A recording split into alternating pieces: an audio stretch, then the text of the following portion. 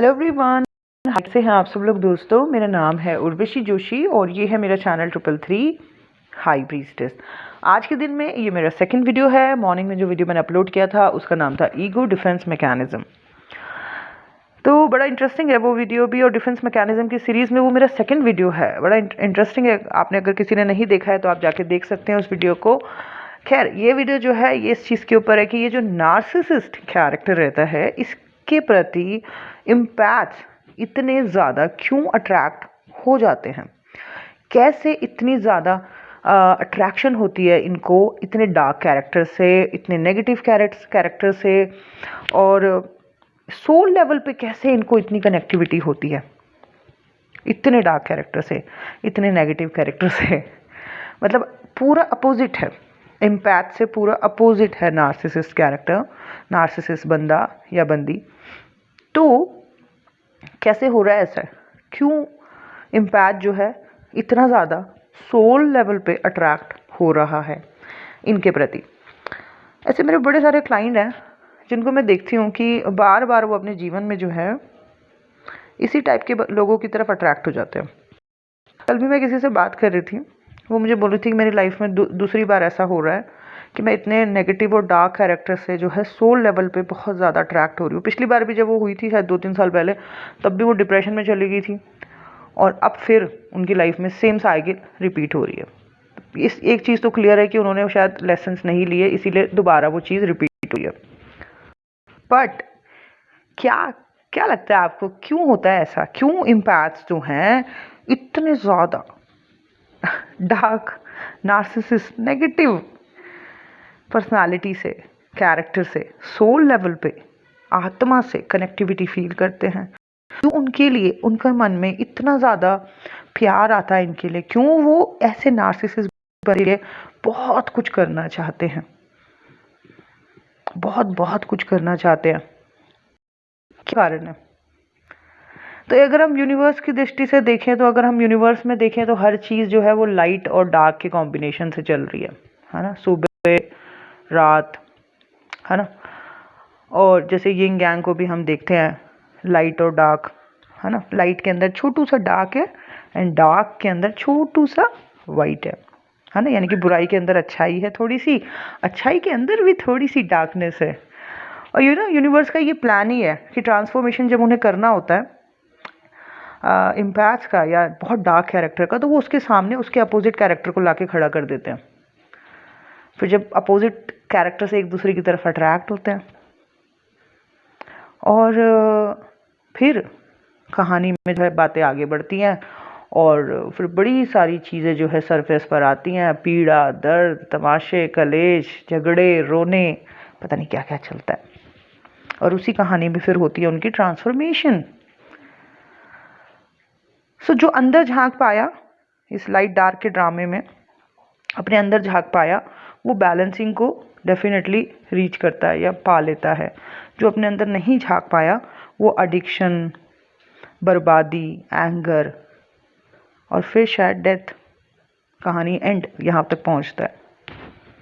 तो अगर यूनिवर्स की दृष्टि से देखें तो क्यों ला रहे हैं वो लाइट और डार्क को, यानी कि इम्पैथ और नार्सिसिस्ट को सामने क्यों ला रहे हैं? बेसिक एजेंडा क्या है? ट्रांसफॉर्मेशन का, इनका इनर ट्रांसफॉर्मेशन हो, ठीक है। और अगर मैं वैसे देखूं, जैसे मैं अभी साइकोलॉजी भी पढ़ रही हूँ आजकल। साइकोलॉजी, आप जैसे जो लोग मुझे कंटिन्यूसली फॉलो कर रहे होंगे उनको पता होगा, मैंने कई सारी चीज़ों पे बात करी है पिछले 2-2.5 सालों से।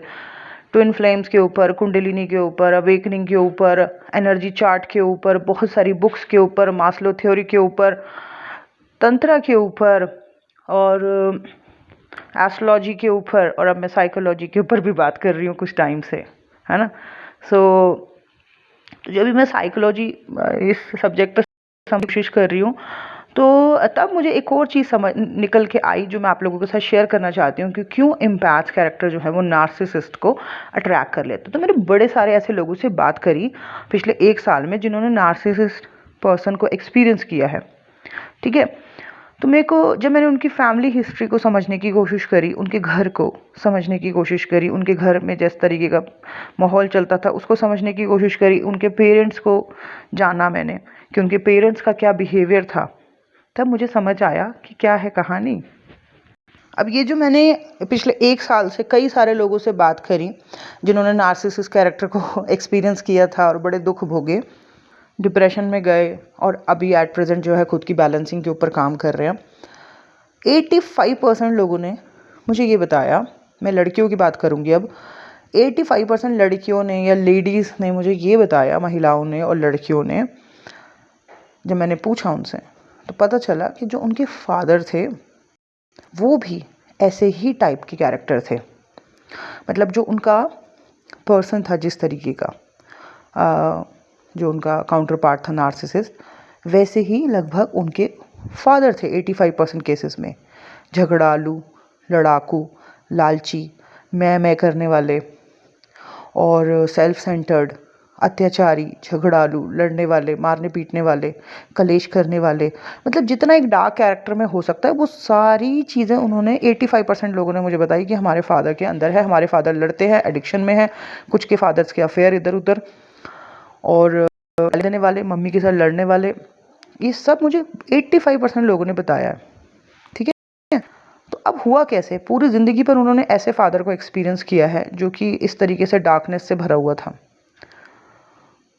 तो फादर जो होते हैं ना, हमारे पिता जो होते हैं, वो सन को रिप्रेजेंट करते हैं प्लैनेट्स में, और सन जो है वो हमारी सोल को रिप्रेजेंट करती है, यानी कि पिता जो है वो आत्मा है। तो जब कोई बच्चा अपनी आँख खोलता है, बड़ा हो रहा होता है, तो सबसे पहला पुरुष जो उसने देखा वो अपने पिता को देखा। स्पेशली लड़कियों के बारे में बात कर रही हूँ, लेडीज़ के बारे में बात कर रही हूँ इस वीडियो में। सबसे पहला पुरुष जो उसने अपनी ज़िंदगी में देखा वो अपने पिता को देखा। तो चाहे पिता रावण टाइप का कैरेक्टर ही क्यों ना हो, वो उसकी आत्मा है। सबसे पहला प्यार जो उसको सोल लेवल पे फील हुआ है, जो कनेक्टिविटी फील हुई है आत्मा के लेवल से, उसे मेरे फादर से हुई है। फादर चाहे कितना भी डार्क कैरेक्टर ही क्यों ना हो, ठीक है। फिर ऐसे फादर तो दिमाग में, आत्मा में जो है वो कैरेक्टर बैठ गया है, सबकॉन्शियस माइंड में जो है वो कैरेक्टर पूरा छप गया है, ठीक है।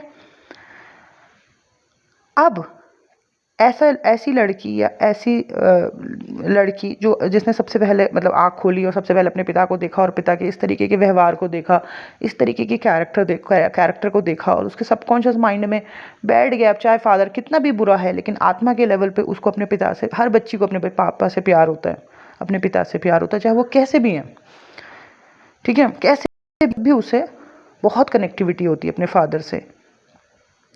तो उसका जो पहला हीरो है वो उसका फादर ही है, चाहे वो बिल्कुल ही नेगेटिव कैरेक्टर ही क्यों ना हो। तो सबकॉन्शियस माइंड में कौन बैठा हुआ है? नेगेटिव कैरेक्टर ही हीरो है ना। तो मैंने देखा है ऐसी लड़कियों की लाइफ में, जैसे आगे चल के कोई शरीफ लड़कों से जैसे शादी भी हो गई तो उनको इतना मतलब जैसे मतलब बिल्कुल ही शरीफ लोगों से शादी करा दो तो वो इनको ज़्यादा पसंद नहीं आते हैं, उनके साथ इनको हाई कनेक्टिविटी नहीं फील होती। परंतु इनकी लाइफ में अगर ऐसा कोई नार्सिसिस्ट कैरेक्टर आ जाए, बिल्कुल वैसे ही बिहेव करता हो या दिखता हो या बॉडी स्ट्रक्चर वैसा ही हो जैसे फादर का था, या बात करने का स्टाइल वैसे ही हो जो फादर का था, तो इनको बड़ी सोल लेवल की कनेक्टिविटी उस व्यक्ति के साथ फील होती है। क्यों? क्योंकि सबकॉन्शियस माइंड में पहला हीरो जो है वो फादर है, और फादर जो एक्टिविटी करते थे वो दिमाग में पूरी छपी हुई है। तो उनको वही दिमाग में जो बैठा हुआ है ना सबकॉन्शियस माइंड में, वही कैरेक्टर उनको जो है रियल लाइफ में अट्रैक्ट करता है, अच्छा लगता है आत्मा के लेवल पे।